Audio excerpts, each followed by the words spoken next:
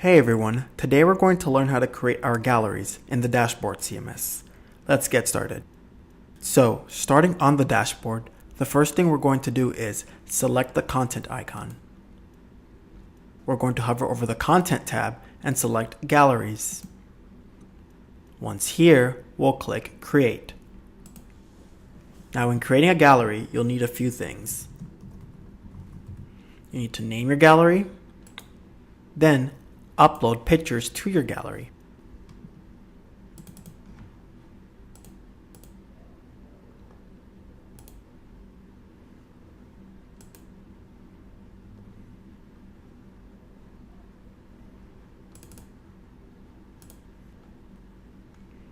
Once you've uploaded your pictures, a cool thing you can do is modify your pictures.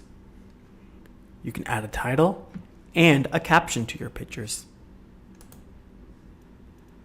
Once you've added enough pictures, you'll click Save. And just like that, you've learned how to create a gallery. Thanks everyone.